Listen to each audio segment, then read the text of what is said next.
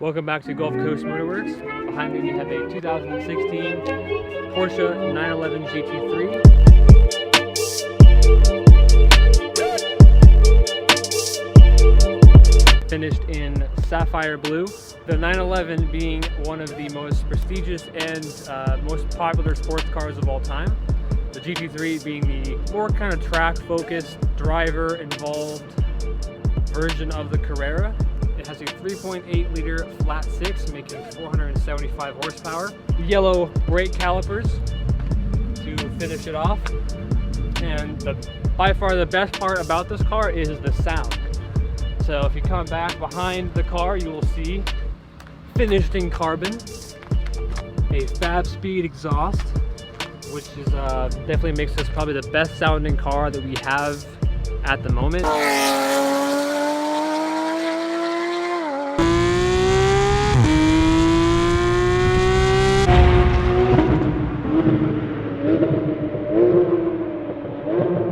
Revs to 9,000 RPM.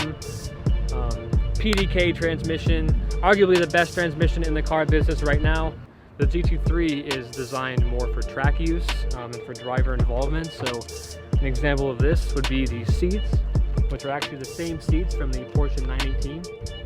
Carbon backed, super aggressive. With all that said, I think now it is time to take it out on the road and see just how fast, or I should say just how loud this car is.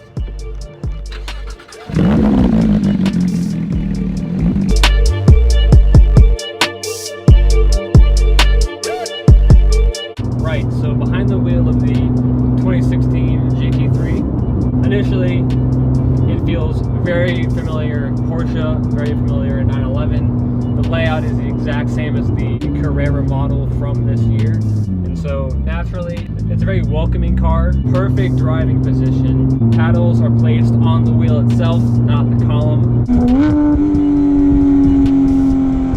This is the Pdk transmission. There is no manual option for this generation GT3.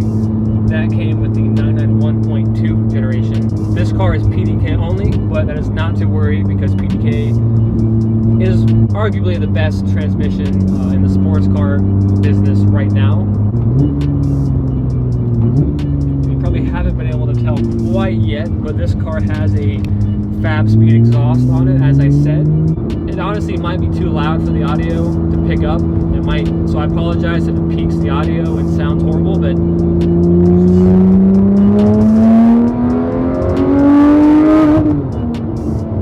yeah. I still had about 3,000 RPM to go.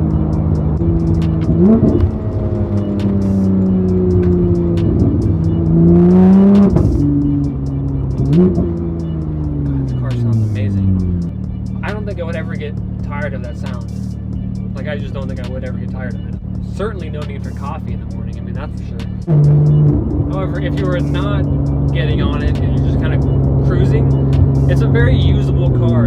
It is a 911, so everything works. It's actually the same seats that you will find in the $1.5 million Porsche 918. So they're extremely grippy. Obviously, they are not ideal for long journeys. If you're driving the GT3 the way the GT3 is supposed to be driven, they get the job done. This car is a 3.8 liter flat six located at the back of the car in traditional 911 fashion. 475 brake horsepower. It does not sound like all that much in today's world. But this car is not exactly designed for straight line performance. While it is a quick car, don't get me wrong, it is a very quick car. The GT3 sits in between the regular Carrera S and the 911 Turbo S. The GT3 is the more focused, sort of raw, hardcore version of the 911, so it's a bit more track focused. So while it is a quick car, yes, the straight line performance is sort of reserved for the 911 Turbo S.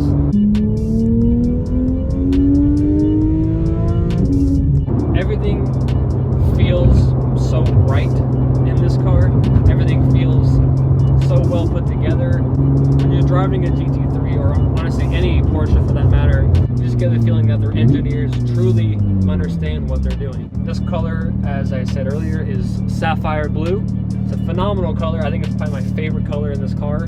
This, along with like Miami blue, really any kind of blue in this car, looks amazing. Also has the same color trim inside on the dash. You got good visibility at the back, really all around. As I said, it's the same shape as a traditional Carrera, so you can see out. In traditional sports cars, you typically have to shift, around 6,000 or 7,000 RPM. So in this car, when you get to that point, you just think, oh, I got to shift, and then you're like, oh wait, I still have 3,000 to go.